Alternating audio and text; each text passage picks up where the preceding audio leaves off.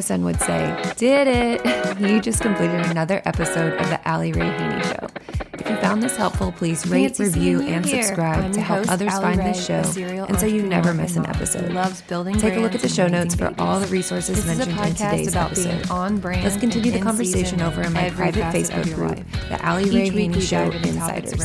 See you next Wednesday, and as always, I'm here cheering you on as you build your dream brand. So if you love a good brand and a good breakdown, buckle up and come along with me as I sort of seamlessly switch between major life roles in an attempt to fulfill all the life dreams of a Type A Enneagram 3 millennial small business owner who wants to help other entrepreneurs and raise good humans. This is the Ali Rae Haney Show.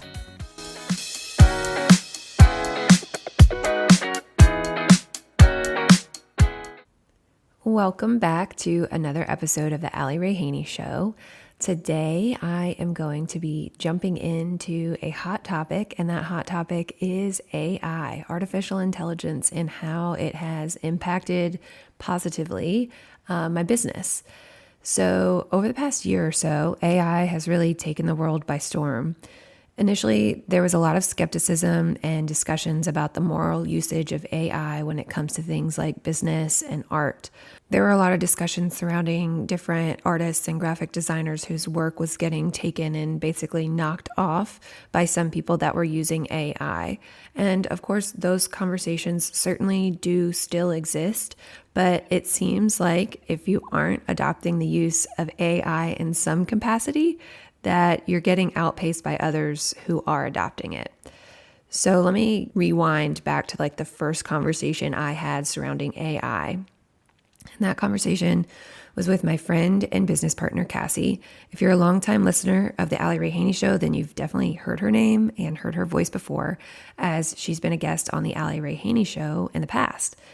But she and I, we co-founded the ESC Conference for creative entrepreneurs together, and I've gotten to know her really well throughout our partnership, and Cassie is one of those people who is an early adopter of many things. So she was all for incorporating AI from the jump. She immediately saw how many ways that this could make us more efficient, whereas I, on the other hand, saw the use of AI problematic. I erred more on the side of caution. My logic was AI takes from what others have already created and makes a hybrid product, in quotation marks, that plagiarizes or steals portions of what others have already created. And this was directly in opposition to everything inside of me as an English teacher. I used to run software to see if my students had plagiarized their papers that they were turning into me. And I just despise it when other people steal others' intellectual property. So I immediately wrote off AI as if it wasn't for me. But then I realized I was really only seeing the negative side of AI. Of course, it can be used in that way. Of course, it can be used to hurt people. Any technology can be used to hurt people. I thought for sure that there was no way around it being harmful to the creative process. However, when it's used, what I would argue would be the correct use, it's no longer plagiarizing. Rather, it's just expediting the creative process. And now I use it almost every single day when I'm creating things either for my own business or for my clients' businesses. Anytime I'm ready to do some sort of like brainstorming session, ChatGPT is always open. And in my line of work of branding and marketing, the whole job is basically one long brainstorming session because we're always trying to find different solutions or different ways to approach a target audience.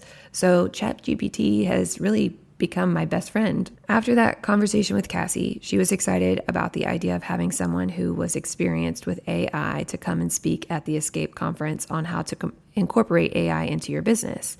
So we had done some research about different people that were using AI within their businesses already, and we found two women, Abby and Courtney.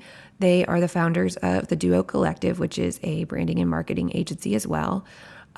They showed up and showed out for this masterclass that we had at the ESC Conference.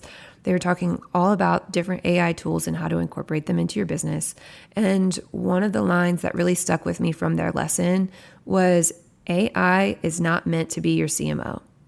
Instead, think of it as your marketing intern that you can then bounce ideas off of. Okay, so ChatGPT is not going to create your whole marketing strategy for you, right? But ChatGPT absolutely can help you put together a marketing plan that specifically targets your ideal client or your target audience. So use it as if it were an intern rather than somebody in your C-suite making major strategy-driven decisions for your business. But since that talk, I've been doing just that. And now that I've come around to the idea of allowing AI to make my life easier, let me tell you about some of my favorite AI tools.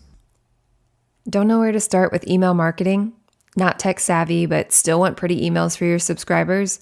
Then Flodesk is your answer. One of my favorite parts about Flodesk is that it's really beautiful for both the business owner and the client. The client sees well-designed, eye-catching emails that actually makes them look forward to you popping into their inbox. But also on the back end, it's really easy to create funnels and segment customers. This was what I was most intimidated about when first starting an email list, and Flodesk took care of all of that. If you'd like 50% off your first year subscription to Flodesk, simply go to aliraehaney.com/Flodesk to sign up and get your email list started today. First, and probably the easiest gateway AI tool is ChatGPT. I think one barrier to AI that many people think it's hard to learn to use when it absolutely is not. It may sound a little intimidating at first, like it's some high-tech thing, and I'm sure on the back end it probably is, but from a user's perspective, it really is so simple. If you're just beginning with ChatGPT, you've never used it before, you can access it by simply Googling it, just ChatGPT, and you'll find a website called OpenAI.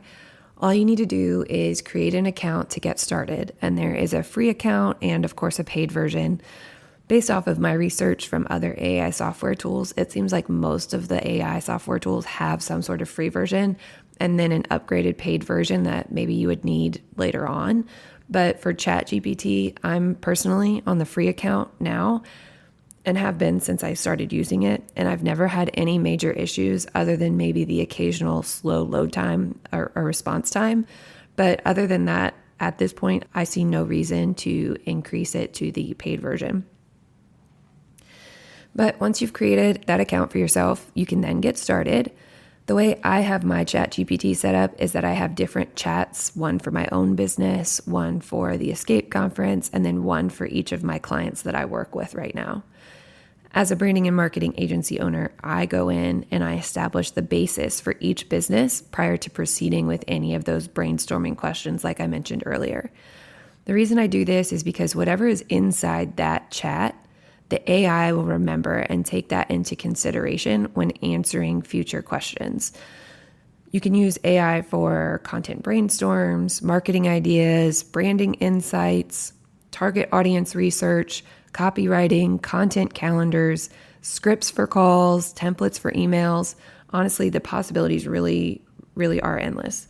Let me use my own business as an example as I explain how exactly I set up my chats.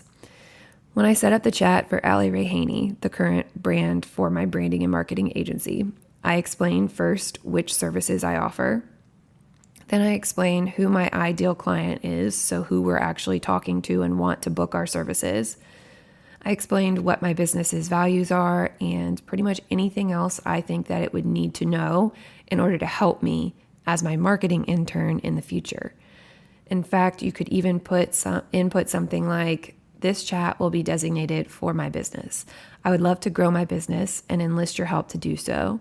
In order to completely understand my business, which questions do I need to answer to help you do that? And from there, the AI will give you a list of questions to answer so that the AI can help you in the future. I've used this strategy as well, and it is pretty thorough. In my experience, it can sometimes ask you up to 20 questions, and those 20 questions are usually pretty insightful. They could go as far as asking the price of your services, the name of your services, again, that target audience or ideal client avatar, all of those things that they might need to know or the AI might need to know in order to help you in the future. So that's a good way that you could start if you don't know where to start. Here's the key though. This is the thing that I want you, if you don't hear anything else today, this is what I want you to hear. Your output is only going to be as good as your input. So if you gave the AI some vague instructions or vague direction, you're going to get vague results. Remember, AI is not a mind reader. It only has the information that you give it. So you have to make sure that that information is thorough. Otherwise, you're likely just going to be left feeling a little underwhelmed by the abilities of the AI. The next thing is one of my favorite uses for ChatGPT. So for one of my clients, we were working on portions of their brand strategy, and we had a very preliminary description of who their target audience was, but I wanted to get to know that target audience even better. So I brain dumped everything I knew about that target audience into the chat. And then I asked the AI to help me go deeper in certain aspects of that target audience.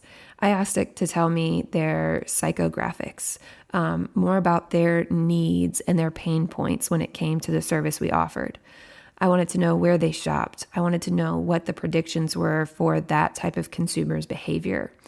I want to particularly touch on the needs, pain points, and the symptoms that a target audience may feel due to their pain points, because I find a lot of marketers stop at the demographic portion of identifying an ideal client. For example, they might know that the ideal client is a female and she's in her 30s and she's likely a newlywed but doesn't have any kids yet. Okay, so that's all great information to have. It's all necessary information to have, but that's not where we want to stop. We want to dive even deeper than that. So with the help of ChatGPT, I'm able to do that extra layer of research that can differentiate my client's messaging from every other person out there that may be offering the same thing as them. So once I have all of that demographic and psychographic information, I can take that valuable information and then turn it into a content brainstorm for my clients. And this content brainstorm will be the basis for all of their content marketing that's speaking directly to their target audience, their pain points, the symptoms, and thus presenting themselves as the solution to all of those things. Let me just say out loud again, to think that I was against this technology at first is just mind-blowing to me, because it makes my job so much more streamlined and gets my clients results so much more quickly than I would be able to do just on my own. And not to mention, it's so much more reliable when it's gathering information and research that would take me hours or days to do, and it does it in just a matter of minutes. So that's just a little side note that I'm so sad that it took me so long to adopt this. Now, I'm going to switch gears back again to tell you another way that I use it within my business, and we're going to get a little meta here. I actually use AI all the time for my podcast production and planning. While I do source some of my content topics from conversations that I have with potential and current clients, or from Instagram followers, email subscribers, all of that, if ever I've run through all of those ideas that they've given me and I need to then brainstorm a little bit more, I go to ask ChatGPT. And the great part about this is that ChatGPT can give me content topics that are based off of current industry trends. In fact, that's how I landed on recording an episode all about AI. Like I said, kind of meta. AI is giving me an idea to write an episode about AI. Crazy, right? But oftentimes the back end of my podcast workflow looks like me actually typing out word for word my podcast script. And I do this for a couple of reasons. So first, I use the podcast script as a blog post because typically these podcast episodes are naturally keyword rich. So it makes for great SEO on my blog. But second, I can then input this entire script into ChatGPT and ask it to create show notes for me for the episode. So my typical prompt for that is, I'm going to give you the script for my most recent podcast episode. Please take the main points of this episode and condense them into show notes that are no more than 200 words. So then once those show notes are complete and the AI has the content of the episode, I then ask AI to help me go about naming the episode. And my prompt for that is, based off the main points of this episode, please give me 10 options for a keyword-rich podcast episode title. And while I don't always use the suggestions that the AI gives me, it usually sparks something in my own brain, or I use a combination of some of the suggestions that it gave me to create a unique title. Now, before we go any further, I want to give you a bit of a warning when it comes to using ChatGPT for copy. Because I've used it so much at this point, I've noticed that it consistently uses some of the same words and phrases over and over and over again. And this has given me a really keen eye for being able to spot ChatGPT copy out in the wild, like on social media captions or email marketing newsletters that are in my inbox. So I warn you to don't just simply copy and paste what ChatGPT spits out. And there are two ways around this. The first is to make sure that ChatGPT knows which tone you want a specific piece of copy to be in. So if you get an output from ChatGPT that feels a little bit generic, ask the AI to revise it with a specific tone of voice. That tone of voice could be you want it to be a little bit more professional, or you want it to be a little bit more sarcastic, or a little bit more playful. Whatever fits your brand and the specific piece of copy that you're trying to write, give it a little bit more direction, because you remember, the more specific input you give, the more specific output you get. And the second way around it is to just kick it old school and edit it. Take out the pieces that don't feel like they would come from your brand or your business and replace them with your own words or copy. To me, AI should provide a really solid starting point, but it should not be the final product. I absolutely love systems in both my business and my personal life. Since the beginning of my business 6 years ago, I've been using this client relationship manager, or CRM for short, called 17 Hats. 17 Hats has been crucial for my business's organization because I can do everything in one place. That means all my proposals, contracts, invoices, and questionnaires are there. I can onboard a client without ever touching a button because my workflows are automated. I can schedule client calls and sessions through the online scheduler, and it even connects to my bank to import my transactions so that I can categorize my expenses and quickly run a P&L to see my numbers anytime I want. So if you're in the market for a CRM, check out 17 Hats. Go to www.aliraehaney.com/17hats for 50% off your first year. Again, that's aliraehaney.com/17hats. So now that we've talked all about ChatGPT, we are going to dive into a contender of ChatGPT, which is Gemini. And this is basically Google's version of ChatGPT. So ChatGPT was where I started, and I haven't dabbled a ton in Gemini except for maybe once or twice. So this is going to be a really short mini segment on Gemini.